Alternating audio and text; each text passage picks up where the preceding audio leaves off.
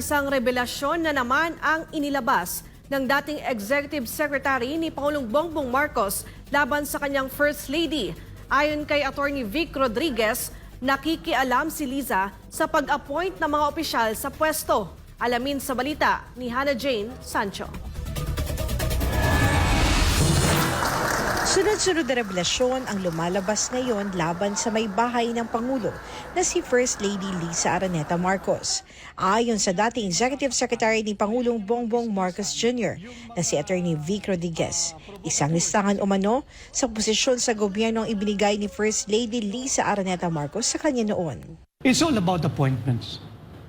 She was really behind the appointments. She was the power behind the appointments. I was given a list of those wishing to be appointed to specific positions in the government. And what I found revolting then was the list involves the many revenue-generating offices of the government. Kabilang sa tinutukoy ni Rodriguez, ang Bureau of Customs, PCSO, PAGCOR at BIR, ang mga ehensya ng gobyerno kung saan direktang dumadaloy ang pera ng mamamayan. Ilang pangalan din mula sa nasabing listahan ng First Lady ang ibinunyag ng dating ES. Hindi dapat ilagay yung mga taong yun eh. Can you mention some? I already Si Mel mentioned. Robles. Yeah, si Mel Kasama Robles. doon? Ako talagang ayaw ko. Si Alam ni Michael Pangulong Ma. Marcos, si Michael Tama Ma. ka. Ayaw ko rin Michael ilagay Ma. yun. Wow. Alam nila yun at nasa akin ang listahan.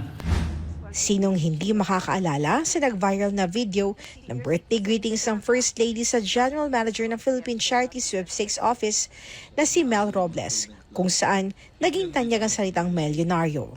Hi, Mel. Or should I say Melionario? Just wanted to wish you a happy 60th birthday. Thank you for everything you've done for me, my family, for my husband. Sama-sama tayo, babago muli para maging milyonaryo.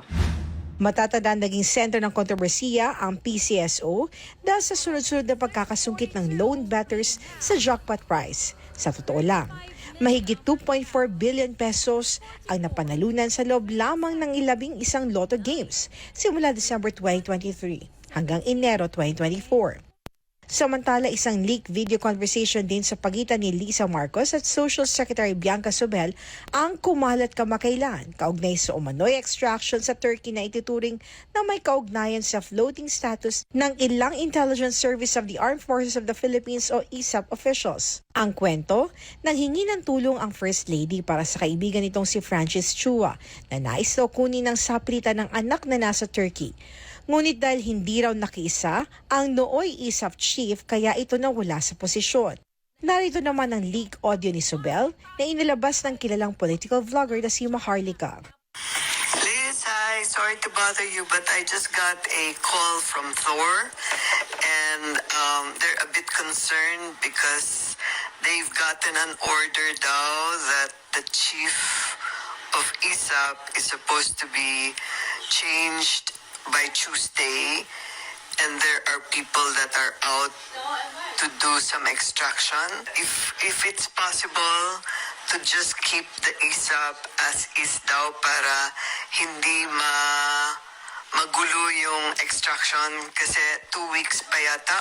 Nauna nang itinanggi ng First Lady na sangkot siya sa pagtatalaga ng mga government official na siyang trabaho ng Pangulo.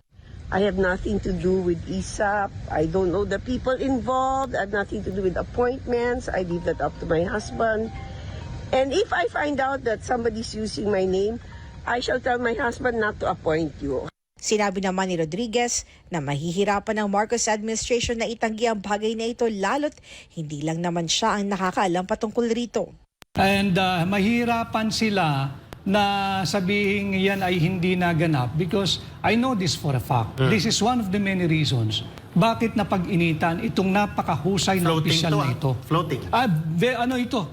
Decorated official at talagang mahusay na opisyal ito ng AFP. Naglilingkod dito ng tapat and just a few months into office as head ng ISAF, siya ay rinelieve nang walang kahit anong dahilan. Walang kahit anong paliwanag. And since then, ang taong ito, ang opisyal na ito ay floating. Si Brigadier General Marcelio Tefilo ay pinalitan bilang ISAF Chief noong Oktubre sa kasagsagan ng kontrobersiya ng mga appointment resignations at dismissals sa umpisa pa lamang ng Marcos administration. Kabilang na nga rin dito sina Rodriguez, dating Press Secretary Trixie Cruz Angeles at dating Commission on Audit Chair Jose Calida. Para sa Diyos at Pilipinas kumahal, ito si Hannah Jane Sancho, SM9 News.